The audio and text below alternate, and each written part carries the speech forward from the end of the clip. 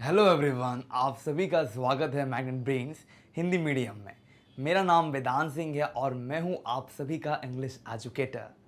तो चलिए आज हम क्या करने वाले हैं। Class 11th English Bihar board the scientific point of view chapter number 5 questions and answers part 2। जैसे कि आप सभी को ये ज्ञात है कि ऑलरेडी हमने पार्ट 1 क्वेश्चन आंसर्स का कवर कर लिया है। अगर आपने क्वेश्चन आंसर्स का पार्ट 1 नहीं देखा है तो आप डिस्क्रिप्शन बॉक्स में जाकर लिंक पे क्लिक करके इसके बारे में जान सकते हैं, वीडियो को देख सकते हैं। ठीक है, चलिए आगे बढ़ते हैं। Long question answer type question. अब यहाँ पर क्या है कि हम क्वेश्चन आंसर्स जो है लॉन्ग की बात करें, जो बहुत बड़े हैं, लंबे हैं। इसके पूर्व हमने शॉर्ट की बात की। अब यहाँ पे पेज नंबर्स ऑलरेडी दिए हुए हैं, तो आप लोग कॉपी और पेन लेकर आएँ और जल्दी जल्दी नोट्स बनाना चालू करें। और कोई डाउट हो तो कमेंट सेक्शन में कमेंट डालकर आप पूछ सकते हैं। Question number 1, science can not determine what is right और रॉन्ग। अब जो विज्ञान है वो क्या डिटरमाइन नहीं कर पाता क्या राइट है और क्या गलत है, and should not try to, और वो करना भी नहीं चाहिए ना, शुड नॉट ट्राई टू करना भी नहीं चाहिए। वाई डज द ऑथर से सो, ऐसा ऑथर क्यों कहता है। गिव रीजंस, उदाहरण बताइए या रीजन दीजिए, कारण बताइए।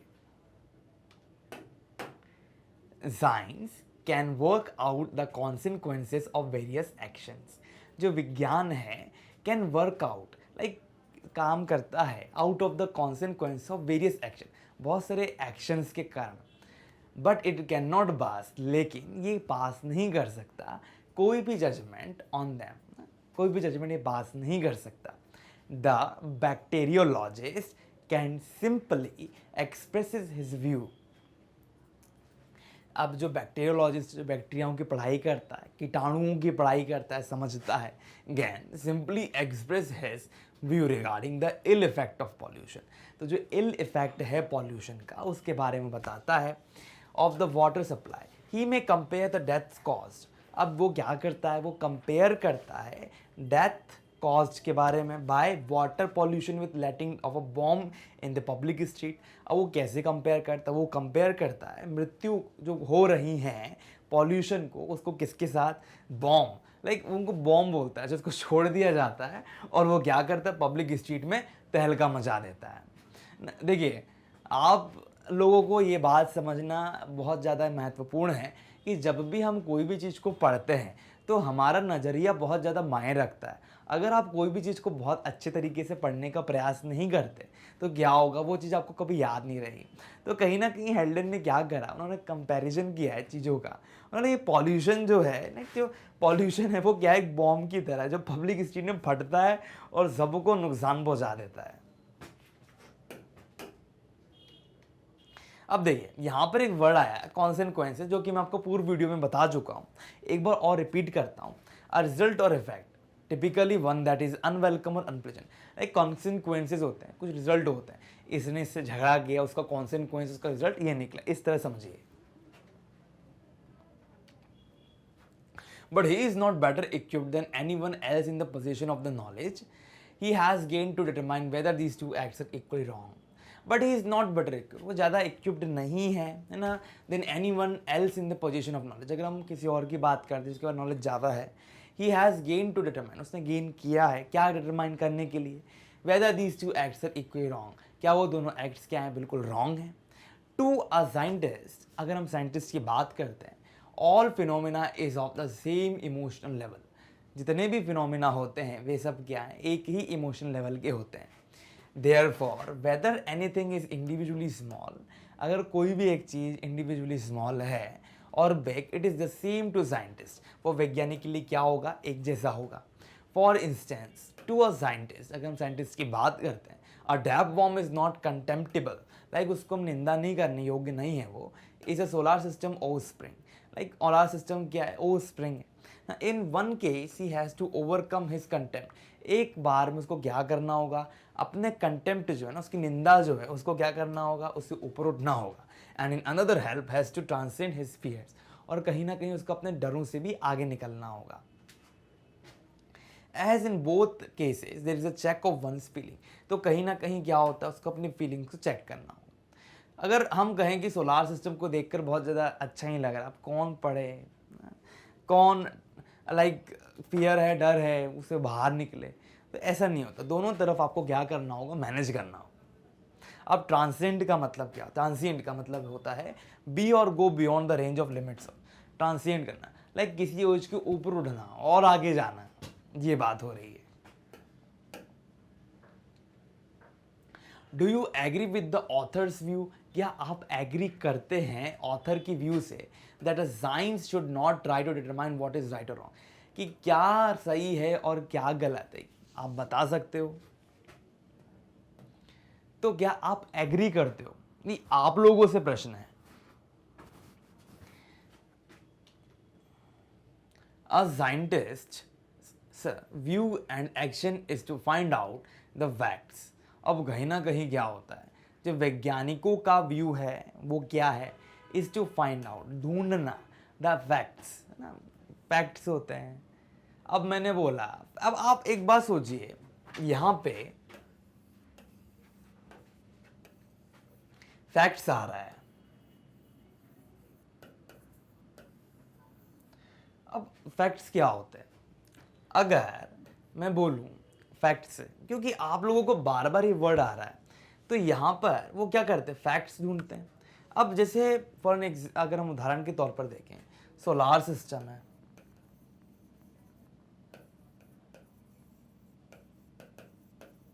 अब सोलार सिस्टम में क्या क्या आता है, सन हो गया, मून हो गया।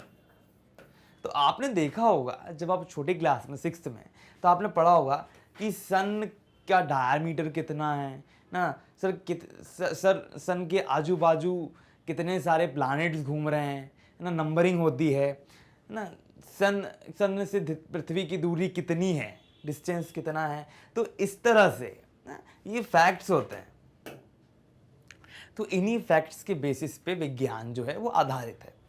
कहीं ना कहीं कुछ फैक्ट्स ऐसे होते हैं जो कि प्रकृति के द्वारा प्रतित भी हो जाते हैं। उनकी बात, he is curious to work out the consequence of various action but at the same time he does not pass on judgement on them.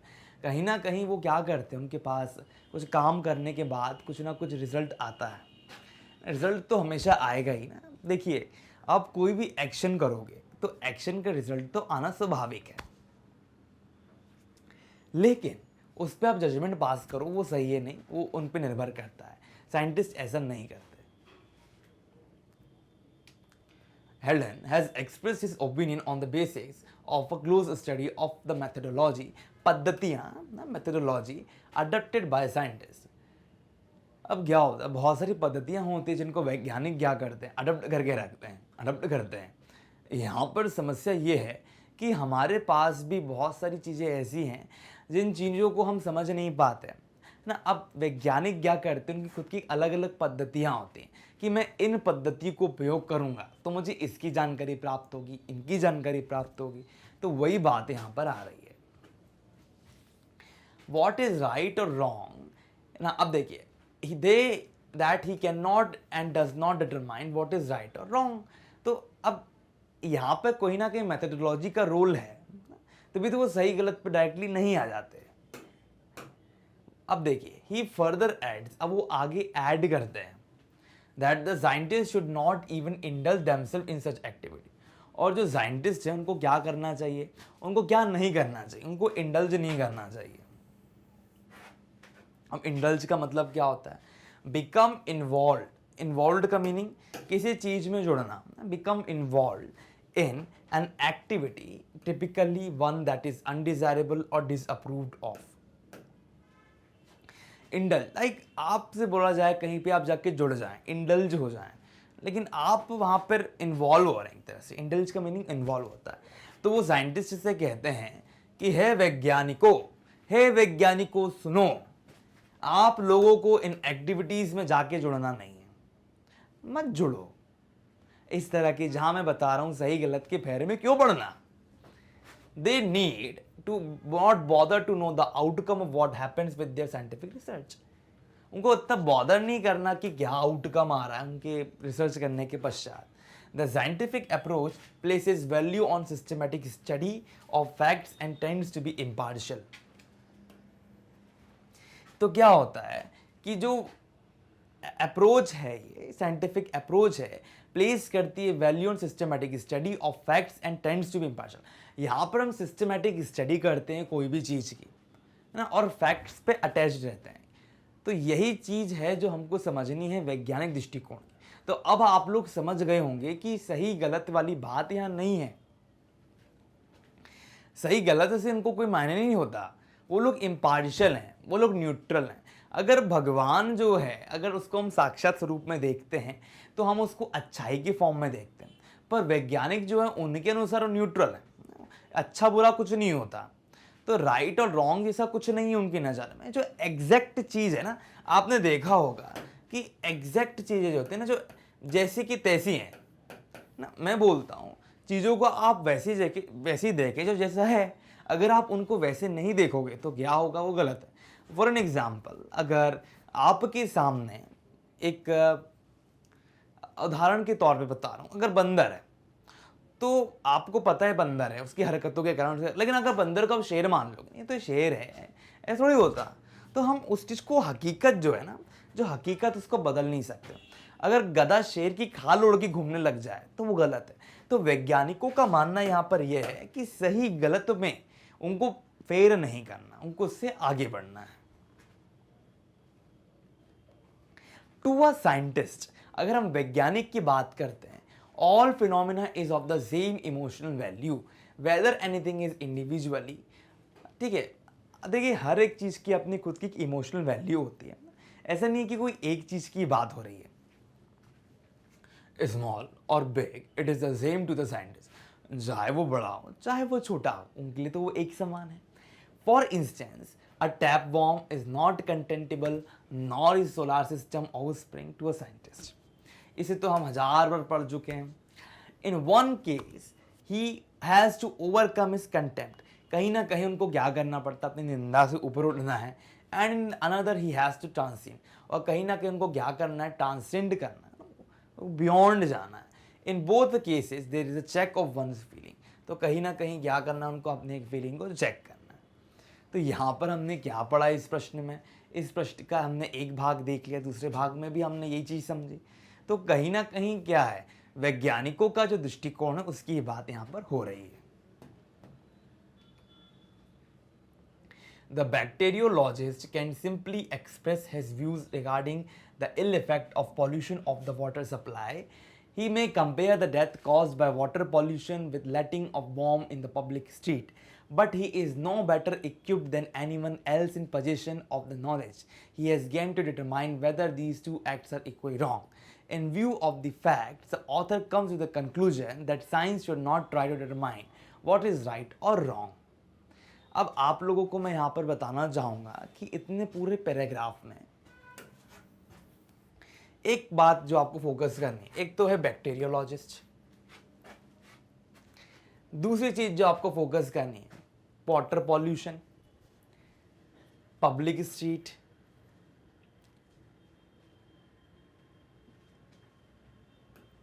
और राइट और wrong.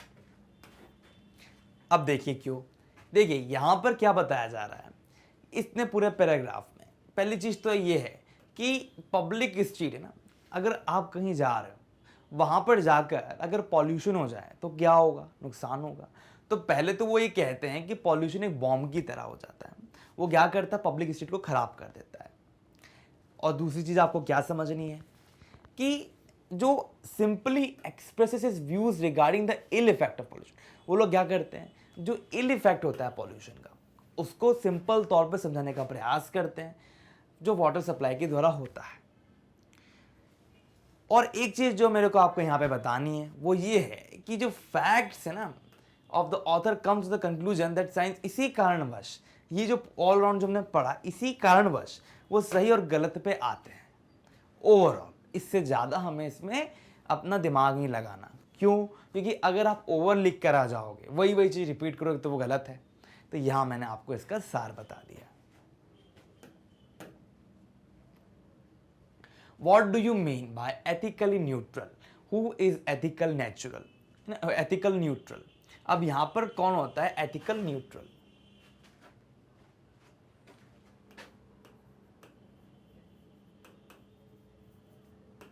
Ethical neutral. Can science भी एथिकली न्यूट्रल? क्या विज्ञान भी ethically neutral हो सकता है? देखिए, सबसे पहले हमको ये समझना है कि यहाँ पर एथिकल न्यूट्रल का मीनिंग क्या है। This means the behaving in a respectful way towards the various interest. हम क्या करते हैं, इस तरह से बिहेव करते हैं या हम अच्छे तरीके से आगे बढ़ें, है ना। Preferences and values of the participants, giving them the chances to equally heard and consider. अब यहाँ पर क्या कहा जा रहा है, एक अच्छे आदरपूर्वक तरीके से, रिस्पेक्टफुल तरीके से हमें क्या करना है, वे करना है किनकी तरफ, वेरियस इंटरेस्ट की तरफ, ठीक है, प्रेफरेंसेस की तरफ, वैल्यूज की तरफ, पार्टिसिपेंट्स की। और क्या करना है, उनको चांस देना है, किस लिए, ताकि उनको सुना जा सके और कंसिडर किया जा सके। तो यही है एथिकल न्यूट्रल, ठीक है। अब मैंने यहाँ पे एग्जैक्ट मीनिंग आपको बता दिया, लेकिन ऑथर के अनुसार भी हमको चलना है। तो हु इज एथिकल न्यूट्रल, है ना। अब यहाँ पे एथिकल न्यूट्रल कौन होता है, ठीक है। कैन साइंस भी एथिकली न्यूट्रल हो सकता है? तो ये देखते हैं। J.B.S. हेल्डेन इन हिज स्पिरिटेड ऐसे, जो उनका बहुत अच्छा ऐसे है, स्पिरिटेड ऐसे है, underlines the real characteristics of scientist. वो क्या करते हैं, जो कैरेक्टरिस्टिक है साइंटिस्ट का उसको बताते हैं। He narrates on the basis of close study of methodology. पद्धतियों के अनुसार वो क्या करते हैं, बहुत मतलब क्लोज स्टडी करते हैं पद्धतियों की और अडप्ट करते हैं, अडप्ट बाय साइंस। अब यहाँ पर देखिए क्या हो रहा है कि इस चीज़ को समझिए कि जो हेल्डेन है वो अपने ऐसे जो लिखते हैं, कहीं ना कहीं वो वैज्ञानिक हैं, तो उनके दृष्टिकोण भी वैज्ञानिक ही होंगे, ठीक है। तो वैज्ञानिक दृष्टिकोणों के अनुसार उन्होंने वैज्ञानिकों पे भी बहुत अनुसंधान किया है, उनको समझा है। तो उनका जो रियल कैरेक्टरिस्टिक है ना, चरित्र है, वो उनके सामने है। तो ही नरेट्स, तो उसी के लिए वो क्या, उसको ही नरेट करते हैं। He narrates on the basis, इस बेसिस पे नरेट करते हैं of a close study of methodology adapted by scientist, जिसको बहुत अच्छे तरीके से जो मेथोडोलॉजी को अडप्ट किया गया है साइंटिस्ट के द्वारा, तो उसको डिस्क्लोज करते हैं that scientist can not determine what is right and wrong. और क्या साइंटिस्ट कहते हैं कि सही है और क्या गलत। Thus, the author has come up with frank statements. Frank का मीनिंग ये होता है एकदम नॉर्मल सा, दोस्तीपूर्ण, दोस्ताना तौर पे ना, फ्रैंक सिंपल तौर पे, कोई सीरियस स्टेटमेंट्स नहीं दे रहे वो। Regarding the nature of science, तो किसके रिगार्डिंग, साइंस के regarding, that science can not determine what is right. विज्ञान जो वो डिटरमाइन नहीं करता क्या राइट है क्या गलत है, that is science is ethically neutral. तो विज्ञान क्या है, एथिकली न्यूट्रल है। It occurs immediately after the scientist has compared scientific point of view with that of God's eye view. अब यहाँ पर क्या हो रहा है, देखिए students, it occurs immediately after scientist. अब ये इमीडिएटली ऑकर करता है साइंटिस्ट के बाद, has compared scientific point of view. उन्होंने क्या करा, वैज्ञानिक पॉइंट ऑफ व्यू जो है, वैज्ञानिक दृष्टिकोण या पॉइंट ऑफ व्यूज जो हैं, with that of God's eye view. जब उनको गॉड भगवान के आई व्यू से कंपेयर करते हैं, the learned author adds further that scientist is perfectly neutral. तो जो पढ़े लिखे हैं ना, लर्नड ऑथर जो हैं, वो क्या कहते हैं कि साइंटिस्ट जो परफेक्टली क्या है, न्यूट्रल है, बहुत अच्छा है, उनके बीच में कोई ऐसा नहीं, अच्छा बुरा नहीं, लाइक एक स्थिति में, बैलेंस स्थिति में। He cited two example to illustrate this. वो क्या करते हैं, दो उदाहरण देते हैं बताने के लिए। The first example is that of bacteriologist. सबसे पहला एग्जाम्पल वो देते हैं बैक्टीरियोलॉजिस्ट का। After making a study of the bacteria present in water can say precisely. तो जब हम बात करते हैं आफ्टर मेकिंग, जब उन्होंने पढ़ाई की स्टडी ऑफ बैक्टीरिया का जो प्रेजेंट था वाटर में, precisely that it will cause the same member of death. तो वो क्या करता है, एक जैसे डेथ को कॉज करता है ना, बाय बॉम्ब। तब देखिए इस चीज़ को समझे, हम इस उदाहरण को इतनी बार पढ़ चुके हैं, हमने ये समझ लिया कि जो पॉल्यूशन है वो कहीं ना कहीं एक बॉम्ब की तरह है जो पूरी पब्लिक स्ट्रीट को ख़राब कर रहा है। But he can never say which is right और रॉन्ग। और वो ये नहीं कह सकते कि सही क्या है गलत क्या है, और whether both the method of killing are equally, मतलब वो दोनों मेथड जो है मरने की करने की वो इक्वली राइट है या गलत है। लाइक जैसे एक डेथ होती है ना किसी की, अगर हम मृत्यु की बात करते हैं किसी की, तो कैसे होती है, बॉम्ब के द्वारा मृत्यु होती है ना। तो उन दोनों को कंपेयर किया, अगर किसी की मौत उसके साथ होती है बॉम्ब से, या किसी की मौत किसके द्वारा होती है, बैक्टीरिया के द्वारा हो रही है, तो वो तो एक जैसी ही है कहीं ना कहीं। तो उसमें वो सही गलत का कुछ ऐसा खेल नहीं है। The other example is more complex based on the practice of racial discrimination. अब अगला उदाहरण देते हैं वो रेशियल डिस्क्रिमिनेशन का। A white man can drink that he is superior to a negro। अब देखिए यहाँ पे ड्रिंक नहीं, यहाँ पे थिंक आएगा। A white man can think that he is superior to a negro। अब देख वो सोच सकता है कि वो बहुत ज़्यादा क्या है, सुपीरियर है नीग्रो के। But a scientist can only point out the biological difference. लेकिन यहाँ पर हम देख सकते हैं कि जो वैज्ञानिक हैं ना, साइंटिस्ट कैन पॉइंट आउट, वो क्या पॉइंट आउट करेंगे कि यहाँ पे ना बायोलॉजिकल डिफरेंस है। बायोलॉजिकल का मतलब क्या होता है ना, जो हमारी चीज़ों से जुड़ा हुआ है ना, बायोलॉजी से जुड़ा हुआ है, हमारी बॉडी से जुड़ा हुआ है ना, तो उन दोनों में कुछ ना कुछ अंतर है। He can also say clearly, वो कहीं ना कहीं साफ तरीके से कह सकता है दैट इन सर्टन क्लाइमेट्स, अगर कुछ क्लाइमेट्स की बात करें, Negroes family is boosted and in the same climatic pattern white में find it difficult to survive. देखिए अगर एक जगह में अगर काला आदमी है, अपने साउथ में रहता है, तो वो वहाँ पे एडजस्ट कर पाएगा। लेकिन अगर वो वाइट की जगह में आ जाएगा, जो एरिया है उनका, वहाँ वो सर्वाइव नहीं कर पाएगा नॉर्थ में। वही बात यहाँ कर रहे हैं। नेवरथलेस यानी फिर भी, नेवरथलेस का मतलब क्या होता है, फिर भी।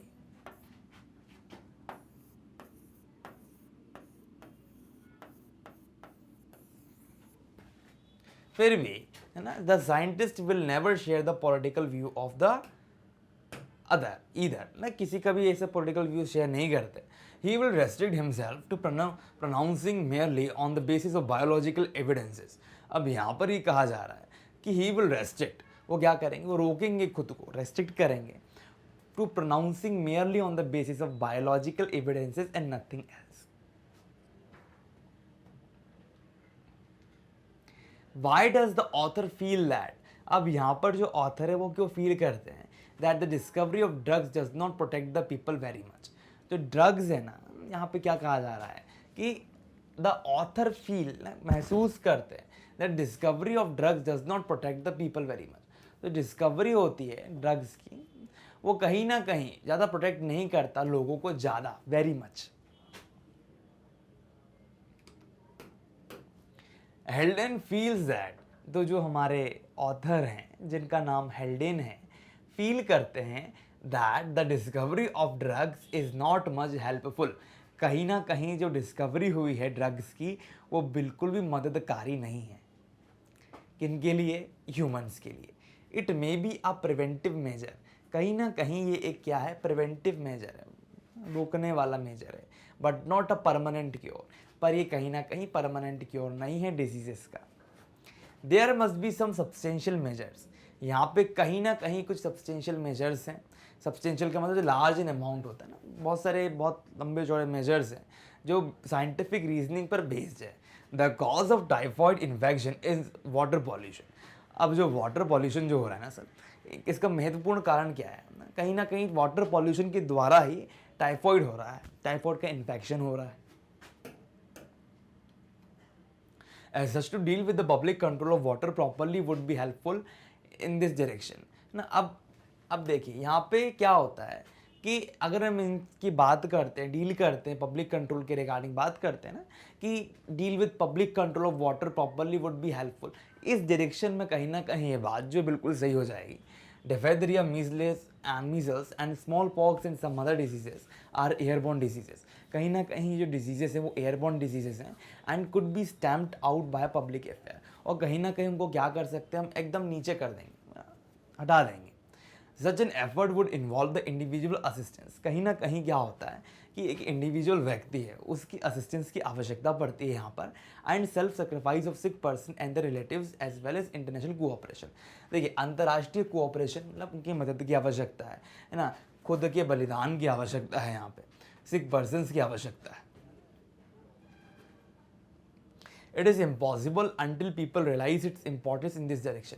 इस डायरेक्शन में जब तक वो अपने इंपॉर्टेंस नहीं समझते तो कोई महत्व ही नहीं है। तो रियलाइज़ करना है इम्पॉर्टेंस को इस डायरेक्शन में। किसके डायरेक्शन को? इसके डायरेक्शन को। तो इंटरनेशनल कोऑपरेशन, सेक्रीफाइस, रिलेटिव्स, इन सब का क्या है महत्व है, ये हमको समझना है। The environmental pollution must be dealt with strong will and cooperation. अगर हम यहाँ पर बात करते हैं पर्यावरण के प्रदूषण की, तो कहीं ना कहीं it must be dealt with strong will. तो इसको क्या करना, बहुत स्ट्रॉन्ग विल और कोऑपरेशन के साथ क्या करना पड़ेगा, हमको डील करना पड़ेगा। Then only we may be able to fight with diseases. तभी हम क्या कर पाएंगे, डिसीजेस के साथ खेल पाएंगे, यानी उससे लड़ पाएंगे। The use of drugs, medicine है ना, alone can not be much helpful to protect human life from diseases. देखिए, अगर मैं डिजीजेस की बात करता हूँ तो ड्रग्स अकेले आपकी मदद नहीं कर सकते। अब आप लोग यहाँ पर सोच रहे होंगे कि ड्रग्स लेना तो बहुत गलत बात है। मैं आपको यहाँ बताना चाहूँगा कि जी हाँ, ये बात तो बिल्कुल सही है स्टूडेंट्स कि हमको ड्रग्स नहीं लेना चाहिए। ये एक इलीगल चीज़ है, इससे बॉडी में बहुत नेगेटिव इफेक्ट पड़ते हैं। लेकिन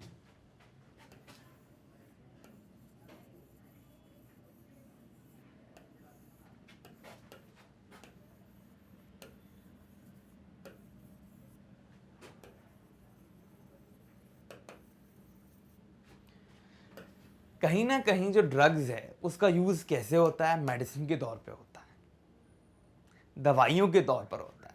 कुछ परसेंट, जैसे आपने सुना होगा कि कोबरा है,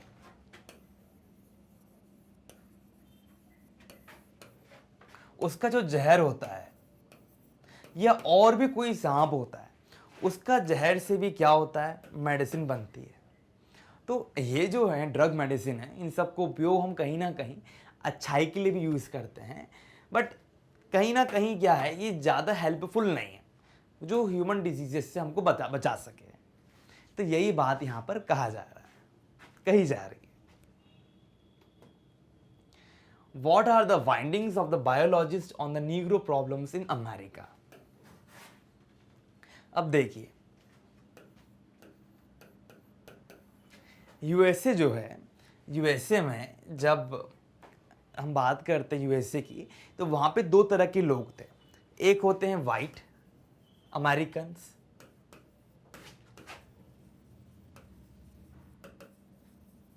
और एक थे हमारे ब्लैक अमेरिकन्स।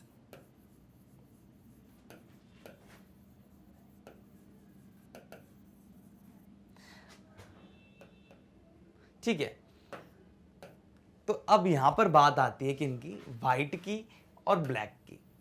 तो यूएसए में जो वाइट अमेरिकन्स थे और ब्लैक अमेरिकन्स थे, उन दोनों के बीच में क्या था, एक प्रॉब्लम थी।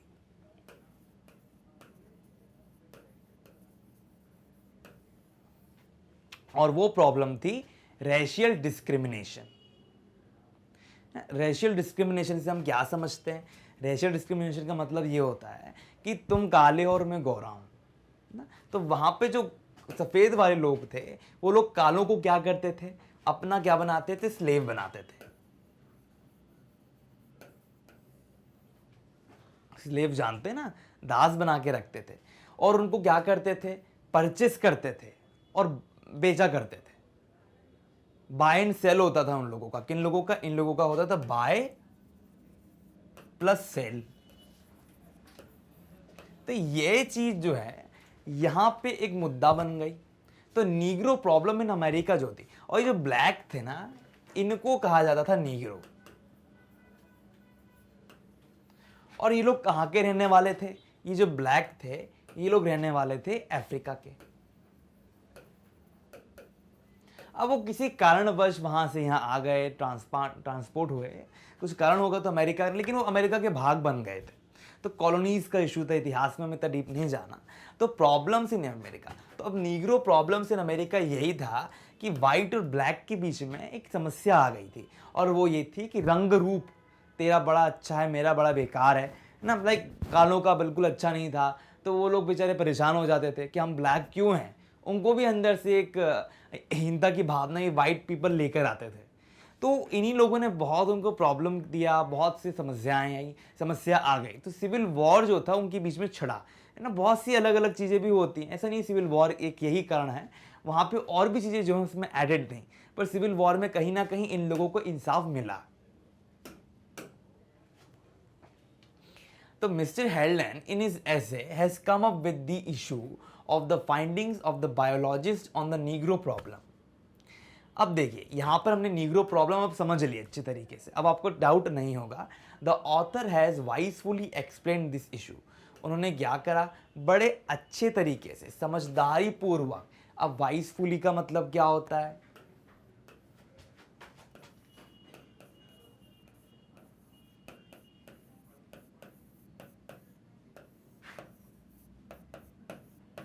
समझदारी से क्या किया, एक्सप्लेन किया इस इशू को।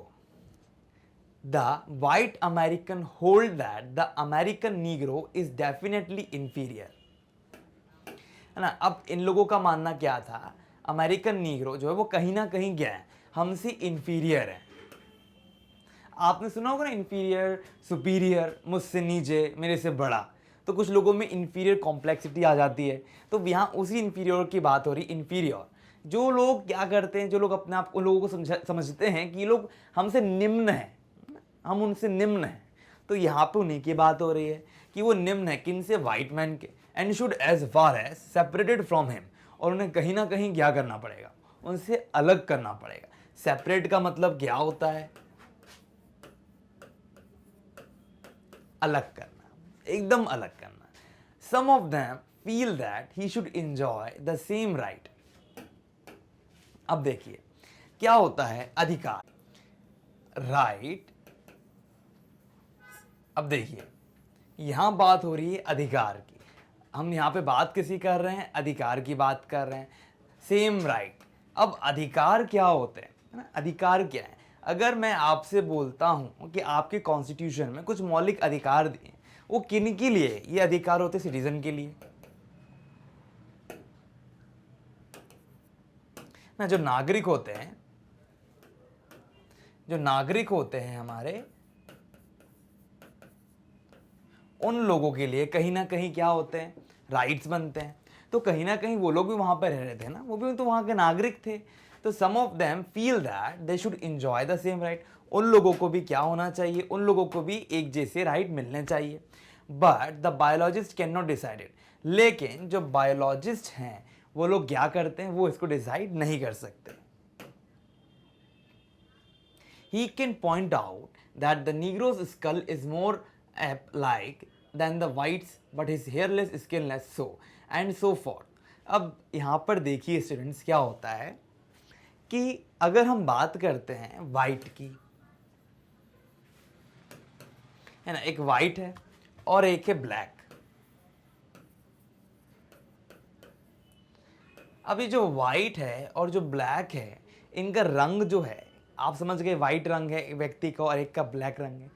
अब लोग इतने इमोशंस में बहते हैं कि वो सोचते हैं कि नहीं, हमको ब्लैक के साथ नहीं रहना, वाइट के साथ नहीं रहना। तो क्या होता है कि जो साइंटिस्ट होते हैं बेसिकली, वो लोग क्या करते हैं, वो इन चीज़ों पे इतना ध्यान नहीं देते, वो जितना ध्यान देते हैं स्कल्स पे, है ना, हेयरलेस स्किन्स पे, जो उनका अपीयरेंस नहीं है, जो उनको जो बना रहा है बायोलॉजिकल तौर पे, जो चीज़ उनकी बन रही है, उन पर वो ध्यान देते हैं। द बायोलॉजिस्ट ऑल्सो फाइंड, अब जो बायोलॉजिस्ट हैं वो क्या देखते हैं, that birth rate of the Negro population exceeds, population जो है उनकी वो क्या हो रही है, बढ़ रही है, एक्सीड कर रही है the death rate in the country. अब कहीं ना कहीं उनका जो पॉपुलेशन है वो क्या हो रहा है, बढ़ रहा है डेथ रेट से ज़्यादा ना। डिस्ट्रिक्ट ऑफ सदर्न स्टेट्स, अगर हम बात करते हैं सदर्न स्टेट्स में, तो सदर्न स्टेट्स में ये सिचुएशन होती है जहाँ पर एक्सीड हो रहा है। क्या एक्सीड हो रहा है, क्या बढ़ रहा है, यहाँ पर बढ़ रहा है, यहाँ पर डेथ रेट, है ना, मृत्यु का दर बढ़ रहा है ना। और अगर हम सदर्न कंट्रीज की बात करते हैं वहाँ पे, अब देखिए, where has the southern towns in all to the north the death is higher to the birth rate. अब अगर मैं देखता हूँ यहाँ पर कि सदर्न टाउन्स में, है ना, अगर हम सदर्न टाउन्स की बात करते हैं, all through the north their death is higher to birth rate, तो कहीं ना कहीं डेथ जो है वो कहीं ना कहीं ज़्यादा है उनके बर्थ रेट से। Their high death rates are due to the facts that in an environment suitable to white may they die of consumption and other diseases. So environment सही नहीं मिल पा रहा. White man dies on the west coast of Africa in the same way the place is Negro's original home. अगर वही जगह वहाँ पे वो लोग रहेंगे नीरो की जगह, तो वो क्या नहीं कर पाएंगे, अच्छे से रह नहीं पाएंगे. Who are the real enemies of man and how are they to be conquered? अब यहाँ पर रियल एनिमीज कौन से हैं आदमी के, और उनको किस तरह से हमको कॉन्कर करना है. Man has formed a wrong idea about such misunderstanding. अब देखिए, यहाँ पर हमें इस बात को समझना है कि असली एनिमीज कौन है, दुश्मन कौन है आदमी के, और उनको कैसे जीता जा सकता है. तो यहाँ पर आपको यही बताना है इस उत्तर में कि कैसे जीतोगे आप. तो man has formed a wrong idea, एक गलत धारणा बना ली है about such misunderstanding. One of this colleagues translated a French paper on chemotherapy. एक कीमोथेरेपी प्रोसेस होती है, उसमें उन्होंने क्या करा, एक फ्रेंच पेपर छाप दिया, ट्रांसलेट किया एक तरह से ना, कलीग ने ट्रांसलेट किया फ्रेंच पेपर को, किसकी बेसिस पे, कीमोथेरेपी के. समटाइम्स बैक, बहुत पहले की बात है, ही कोटेड अ फ्रेज, उन्होंने एक फ्रेज कोट किया, टू पर आई, उनकी लैंग्वेज होगी, इतना डेप्थ में हमें नहीं जाना, in reference to a disease pharmacologist की बात हो रही है यहाँ पर, तो उनके हिसाब से. So according to the author, अगर हम ऑथर की बात करते हैं, ही हैज़ इंटरप्रिटेड, मतलब उन्होंने अपने अनुसार उसको बताया, that the deceased pharmacologist died of an accidental infection. तो वो कैसे मरा था, वो एक दुर्घटना के कारण मरा था, इन्फेक्शन हो गया दुर्घटना से, तो उसकी तरह वो मर गया.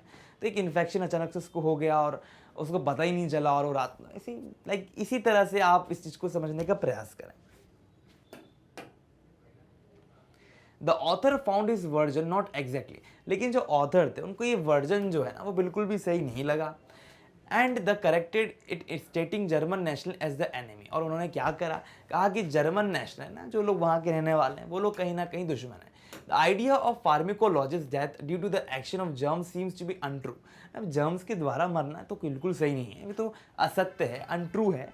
And the real cause might be the action of Germans, तो वो एक्शन जो वो जर्मन्स के द्वारा है, जर्म्स के द्वारा नहीं.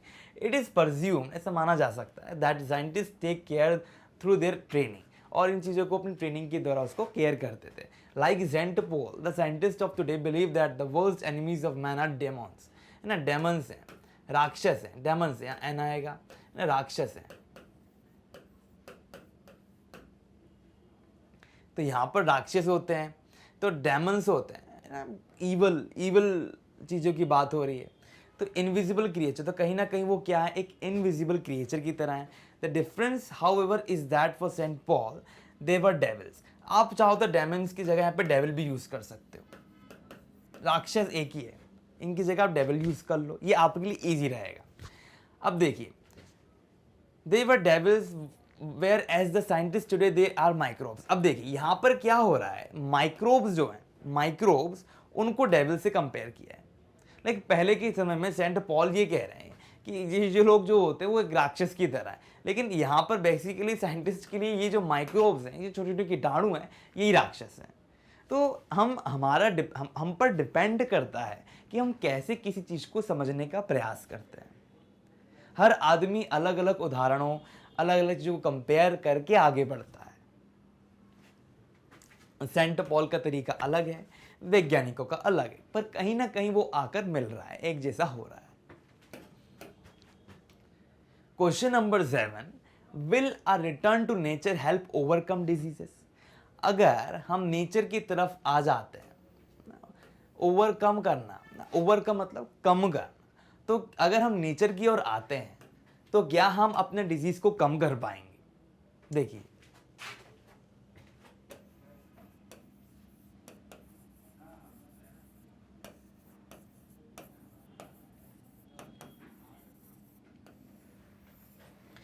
अब प्रकृति की ओर आना। अब यहाँ प्रकृति की ओर आने से क्या मतलब, हम बहुत सारी चीज़ों को जोड़ सकते हैं। प्रकृति की ओर आना लाइक प्रकृति को चाहना ना, लाइक करना, प्रकृति को अंडरस्टैंड करना, है ना, यहाँ इसकी बात हो रही है। तो क्या ये सब कुछ कहीं ना कहीं डिजीजेस को ओवरकम कर पाएगा, मदद करेगा हमको उनसे आगे आने में? तो अब हम यहाँ पर देखते हैं कि पहले तो उनके अनुसार रिटर्न टू नेचर क्या है और हम डिजीज को ओवरकम कैसे कर पाएंगे। मैनी पर्सन, बहुत से लोग हैं, बिलीव दैट, विश्वास करते हैं, diseases could be prevented and control by return to nature. अगर हम प्रकृति की ओर चले जाएंगे तो प्रिवेंट हो जाएगा। अब प्रिवेंट का मतलब रुक जाएगा। इट मे बी करेक्ट, ये हो सकता है सही हो, टू सम एक्सटेंट, कुछ हद तक, but in the age of modern research and invention this story has lost its importance. इसका महत्व जो है वो पूरी तरीके से खत्म हो गया। The learned author of the essay, the scientific point of view, JBS Haldane, does not agree to this view. वो तो नहीं कहते कि प्रकृति की ओर जाएंगे तो हमारे से डिजीजेस हट जाएंगी, ऐसा नहीं होगा। देखिए, कुछ बीमारियां ऐसी होती हैं जो प्रकृति से भी जनित होती हैं। अगर इतने सारे चूहे मर गए तो प्लेग आ गया, तो कहीं ना कहीं चूहों से बीमारी फैली। ठीक है, अब कोरोना जैसे डिजीज का हम कुछ कह नहीं सकते, बिकॉज इस पे आज भी प्रश्न चिन्ह लगा हुआ है, कोरोना कहाँ से आ गया। ठीक है, तो वो एक अलग चीज़ है, लेकिन हम सिंपल डिजीजेस की बात कर रहे हैं, बीमारियों की बात कर रहे हैं। तो वो एग्री नहीं करते। According to him this idea to return to nature is force and far from reality. कहीं ना कहीं वो फोर्स की बात है, कहीं ना कहीं वो रियलिटी से अलग है। लाइक आजकल जैसे कुछ लोगों का कहना ये है कि जो कोरोना है वो कहीं ना कहीं एक केमिकल है, एक बीमारी फैलाई गई है कहीं से, किसी देश के द्वारा, है ना, एक बायोलॉजिकल अटैक है वो कहीं ना कहीं। तो आप समझ सकते हो कि प्रकृति तो ठीक है, लेकिन प्रकृति के अलावा भी आज के युग में हम कैसी किसी चीज़ों को देख पा रहे हैं। तो ये अभी निश्चित नहीं हो पाया है कि वो कैसा अटैक है, लेकिन कहीं ना कहीं प्रकृति जनित अलग चीज़ें होती हैं, हमारे द्वारा जनित कुछ अलग चीज़ें होती हैं। तो यहाँ पर ऑथर जो हैं पूरी तरीके से प्रकृति की ओर आने के लिए नहीं कह रहे, लेकिन यहाँ प्रकृति की ओर आने का अर्थ वो नहीं है जो आप उनसे जोड़ते हो, ऑथर से, पोएट्री वाले, उन लोगों का प्रेम प्यार वो एक अलग चीज़ है। यहाँ पे आने का अर्थ उनका थोड़ा अलग है।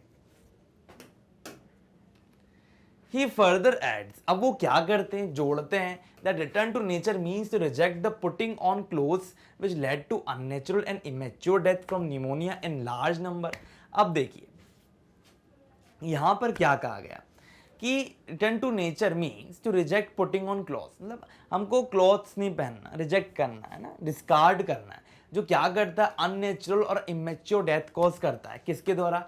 निमोनिया के द्वारा। तो as a research the phrase live according to nature, मतलब एक फ्रेज है ना कि आपको नेचर के अकॉर्डिंग रहना है, इज क्वाइट मीनिंगलेस, इसलिए वो बिल्कुल भी सही नहीं है। Civilised and uncivilised man, health and sickness are equally part of nature. अब देखिए यहाँ पर ये कहा जा रहा है कि जो सिविलाइज्ड हैं ना, जो लोग अच्छे से रह रहे हैं, और जो लोग अच्छे से नहीं रह रहे हैं, अनसिविलाइज्ड मैन है ना, और जिनकी हेल्थ है, जो लोग सिकनेस है, कहीं ना कहीं ये एक ही सिक्के के दो पहलू की तरह है, वो पार्ट है हमारे नेचर का। It reflect in this expression, तो कहीं ना कहीं इस एक्सप्रेशन रिफ्लेक्ट होता है as if the author has place civilised person as a symbol of health and uncivilised that of sickness. तो उन्होंने सिंबलाइज किया है हेल्थ को किससे? सिविलाइज से, और अनसिविलाइज्ड को किससे? उन्होंने कंपेयर किया सिकनेस से, बीमारी से। He also realizes that some feature of civilization are bad for health, और कहीं ना कहीं कुछ फीचर्स ऐसे हैं सिविलाइजेशन के जो हमारी हेल्थ के लिए अच्छे नहीं हैं। But for all that such statistics as are available, तो कहीं ना कहीं जो स्टेटिस्टिक्स हैं वो कहीं ना कहीं अवेलेबल हैं, show that civilised man live longer than uncivilised. अब जैसे कि मैंने आपको बताया था कि जो सिविलाइज्ड होते हैं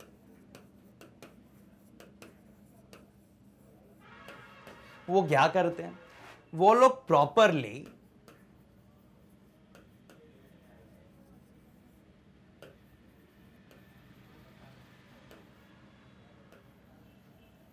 क्या करते हैं, काम करते हैं, और क्या करते हैं, मेक बैलेंस।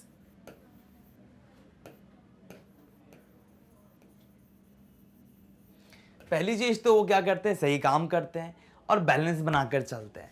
सिविलाइज लोग क्या करते हैं, वो लोग ये करते हैं कि उन लोगों को पता है कि क्या प्रिकॉशंस लेने हैं, उनको क्या सही है क्या गलत है, उसमें उनको अंतर पता है।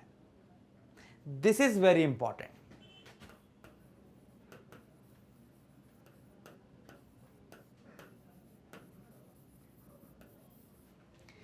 अगली चीज यहां पर ये होती है कि जो सिविलाइज्ड मैन होता है वो क्या करता है, फॉलो करता है। क्या फॉलो करता है, मेजर्स को फॉलो करता है। तो सिविलाइज्ड मैन जो है इन्हीं कारणों के वश, इन कारणवश क्या है, ज्यादा जीता है अनसिविलाइज्ड। अब अनसिविलाइज्ड क्या करेंगे, नॉट प्रॉपरली वर्क नहीं करते, ना बैलेंस बना के रखते हैं, वे फॉलो भी नहीं करते कुछ चीजों को, और राइट एंड रॉन्ग में तो अंतर ही नहीं पता। आते हैं क्वेश्चन नंबर 8 पे। लिव अकॉर्डिंग टू नेचर, प्रकृति के अनुसार रहिए, is quite meaningless. Do you agree with this opinion, give reason. अब देखिए,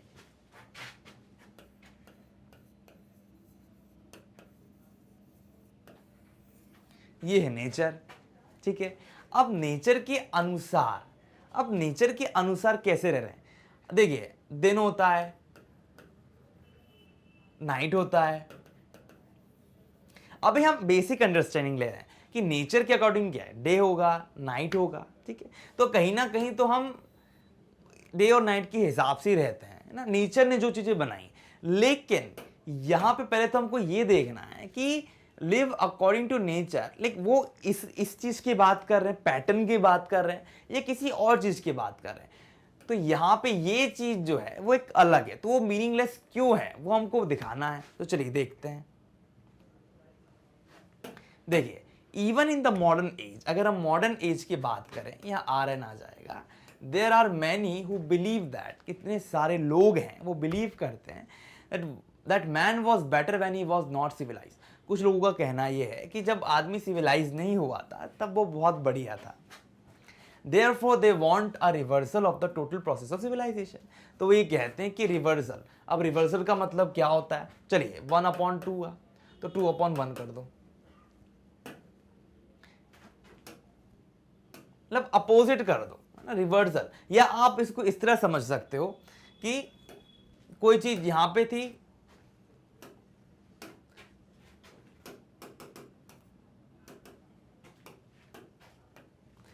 कोई चीज यहां है यहां आ गई, ये यहां पर था यहां पर आ गया, मतलब रिवर्स हो गया।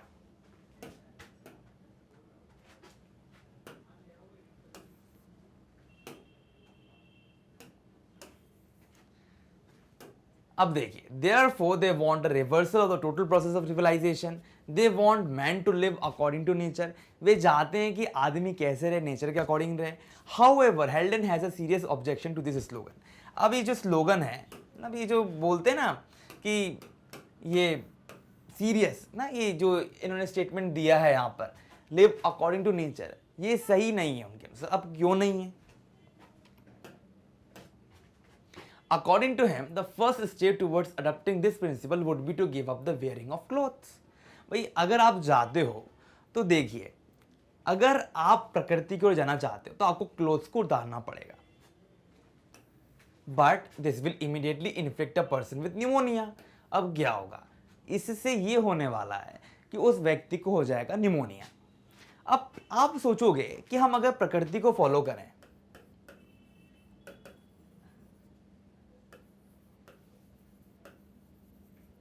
तो वाई यानी क्यों हमें क्या करना है, why we have to remove cloth. क्यों हमको यहां पे क्या करना है, क्लोथ को उतारना है, इसके पीछे क्या कारण है? तो देखिए, प्रकृति ने हमें कैसे बनाया था। हम जब आए थे इस दुनिया में तो हमारी बॉडी में कपड़े नहीं थे कि नहीं थे। तो अगर हम प्रकृति को फॉलो करेंगे तो कहीं ना कहीं हमें क्या हो जाएगा, निमोनिया हो जाएगा ना, ज़्यादा ठंड लगेगी, कुछ कुछ इश्यूज हो जाएंगे, कोई ना कोई बीमारी लग जाएगी। तो इसी बारे में तो वो बात कर रहे हैं। तो पूरी तरीके से हम प्रकृति को फॉलो नहीं कर सकते। हेल्डन कंसीड्स, अब देखिए यहां पर क्या कहा जा रहा है, कंसीड्स, कंसीड्स का मीनिंग होता है एडमिट और agree that something is true after first denying और रेसिस्टिंग इट। क्या होता है, कोई भी चीज को ना एडमिट करना, ये एग्री करना। तो हेल्डन एग्री करते हैं, हो सकता है पहले वो उस पर ना करते हो, लेकिन अब एग्री करते हैं that there are many things, इतनी सारी चीजें हैं in the modern civilisation that are injurious to the health, like वो हमारे लिए बिल्कुल भी अच्छी नहीं है। But considering the overall situation, अगर हम ओवरऑल सिचुएशन की बात करते हैं, people are better off in matter of health than ever, लेकिन पहले के मुताबिक वो बहुत बढ़िया है। पहले तो कुछ भी नहीं था ना, वैक्सीनेशन था। आप विश्वास नहीं करेंगे कि जो सर्जन थे, सर्जन कौन होते हैं, जो लोग क्या करते हैं, अगर आपके यहाँ पे नाक टेढ़ी हो गई तो उसको काट के सही करेंगे, चमड़ी लगा लगा के, है ना, सुश्रुत का नाम आपने सुना होगा। तो वो लोग क्या करते थे, सर्जन लोग क्या करा करते थे, वे लोग ना चीजों को इस तरह से लाइक काटते थे तो दर्द होता था आदमी को, उस समय कुछ ऐसी चीजें नहीं हुआ करती थी जो आदमी के शरीर को सुन्न कर दें। तो सोचिए प्राकृतिक तौर पे अगर आप कोई चीज कर रहे हो, वैसे तो ये प्राकृतिक तौर पे नहीं, ये एक बीमारी को सही करना है, लेकिन कहीं ना कहीं आज मॉडर्न चीजें आ गई हैं तो वो चीजों को सही कर रही हैं। तो people are better off in the matter of health than ever, therefore live according to nature is meaningless phrase। तो अब आपको समझ में आ गया होगा कि यहाँ पर मीनिंगलेस फ्रेज क्यों है। बस अगर आता है एग्जाम में तो सबसे पहले तो आपको उदाहरण देना है कपड़े वाला। देखिए अपने आप को कपड़े उतार दोगे तो निमोनिया हो जाएगा, नेचर के यहाँ तो हम लोग बिना कपड़ों के हुए थे। बस इतना डाल के आप पूरा एक्सप्लेन कर सकते हो, आपको पूरा स्टेटमेंट सिद्ध हो जाएगा। अब देखिए यहाँ एक वर्ड आया था इन्फ्लिक्ट, का मतलब होता है cause to be suffered by someone और समथिंग, लाइक किसी के द्वारा सफर करना, ये बात आ गई। क्वेश्चन नंबर 9 पर आते हैं। The study of medicine apart from its scientific basic create neurotics rather than scientist. कुछ न्यूरोटिक्स होते हैं ना, कुछ होते हैं साइंटिस्ट। अगर आप मेडिसिन की ज़्यादा पढ़ाई करते हो साइंटिफिक बेसिक से करते हो तो वो कहीं ना कहीं आपको न्यूरोटिक्स बनाता है। अब देखिए यहाँ पे न्यूरोटिक्स में आप क्या कह सकते हो कि न्यूरोटिक से आते हैं, पहले न्यूरोटिक देखते हैं। तो यहाँ पे बेसिक मीनिंग ये है कि जो लोग अफेक्ट होते हैं इमोशनल डिसऑर्डर से, तो उनकी जो पढ़ाई होती है उसको न्यूरोटिक्स कहते हैं कहीं ना कहीं। तो न्यूरोटिक्स बना देता है। क्या न्यूरोटिक्स बनाता है, देखिए अगर हम पढ़ाई करते हैं मेडिसिन की apart from it scientific basic creates, वो क्या करेगा, न्यूरोटिक्स बना देगा या तो साइंटिस्ट बना देगा। तो इससे वो कहना क्या जा रहे हैं, देखिए the author is talking about the effects and the result caused by the study of medicine. यहाँ पर जो ऑथर हैं वो ये कहना चाह रहे हैं कि इफेक्ट्स एंड रिजल्ट, जो इफेक्ट होता है, जो रिजल्ट होता है, जो कॉज हो रहा है मेडिसिन की पढ़ाई से, मेडिसिन ही दवाइयों की पढ़ाई से, विदाउट अडॉप्टिंग साइंटिफिक मेथड, अगर आप बिना साइंटिफिक मेथड को अडॉप्ट किए हुए क्या करते हो, इनकी पढ़ाई करते हो, तो Haldane does not seem to be satisfied, तो वो बिल्कुल भी सेटिस्फाइड नहीं, संतोषजनक स्थिति में नहीं है विद इट्स आउटकम, इसके आउटकम से। ही एक्सप्रेसेस, वो एक्सप्रेस करते हैं हिज व्यूज, वो अपने व्यूज एक्सप्रेस करते हैं दैट पीपल रियलाइज, जो पीपल हैं वो रियलाइज करते हैं that the germs of the diseases are foreigners, तो जर्म्स होते हैं वो किसकी तरह है, फॉरेनर्स की तरह है, and much likely to kill one. तो लाइक आप ही सोचते हो ना कि उनको मार दो फॉरेनर से, तो उनको बाहर के तो उनको हटा दो, तो कहीं ना कहीं वो जर्म्स को फॉरेनर से कंपेयर करते हैं।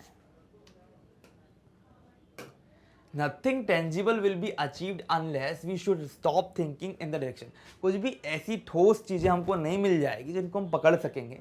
He narrates that typhoid infection is the result of water pollution, जो पानी का पॉल्यूशन होता है ना उसके कारण टाइफॉइड होता है, and it can be dealt with adequately by public control, तो कहीं ना कहीं पब्लिक कंट्रोल के द्वारा क्या होगा,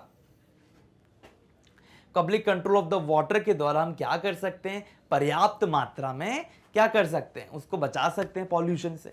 अब टेंजिबल का मीनिंग क्या होता है, what is the meaning of tangible, tangible will achieved unless will be achieved. अब यहाँ पर टेंजिबल से क्या समझते हो आप, टेंजिबल का मीनिंग होता है परसेप्टेबल बाय टच, लाइक मैं इसको छू पा रहा हूँ, देखो छुआ ना, तो छू पा रहा हूँ, टच कर पा रहा हूँ। इनटेंजिबल इसको छू नहीं सकते, एब्स्ट्रैक्ट।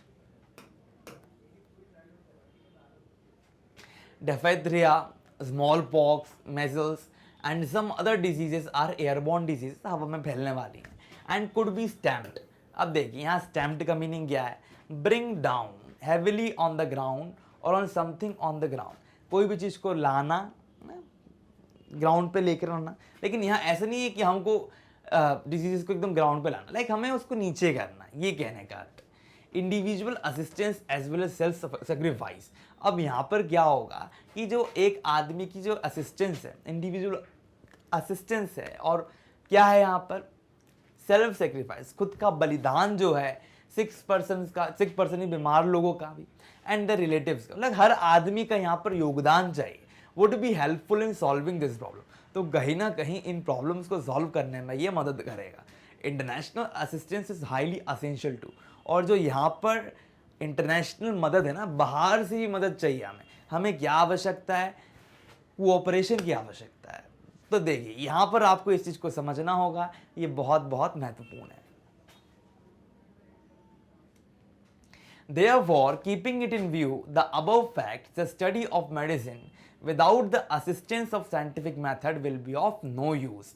इसीलिए क्या है, keeping it in view, हम इसको अगर अपने दिमाग में रखते हैं ध्यान से, the above facts, इन सभी फैक्ट्स को, the study of medicine, जो पढ़ाई है मेडिसिन की, without the assistance of scientific method, अगर हम वैज्ञानिक दृष्टिकोण या मेथड्स को यूज़ नहीं करते, पद्धतियों को यूज़ नहीं करते, तो कहीं ना कहीं वो उपयोगिता नहीं है उनकी। The adopt scientific method in the study, अगर हम चाहते हैं कि साइंटिफिक मेथड को हम अडॉप्ट करें, लें, और would be an idea of sound mind otherwise, ये एक अच्छे माइंड की बात है। It will create nervous illness, नहीं तो ये एक नर्वस इलनेस क्रिएट करेगा, and the very objective of it usefulness would not be materialize, और कहीं ना कहीं वो मटेरियलाइज नहीं हो जाएगा। अब देखिए यहां पर आए तो अब आपने देखा होगा कि न्यूरोटिक्स, अब देखिए साइंटिस्ट और न्यूरोटिक्स, तो न्यूरोटिक्स में समझ में आ गया, जो लोग इमोशनल डिसऑर्डर से जड़ित रहते हैं, वैज्ञानिक तो नहीं होंगे, वो न्यूरोटिक्स बन जाएंगे, न्यूरोटिक्स बन जाएंगे, लाइक उनको कुछ समझ नहीं रहेगी, यहीं पे बात आ रही है। तो ये चीज हमें समझनी थी, जो हमने इस स्टेटमेंट में समझ लिया।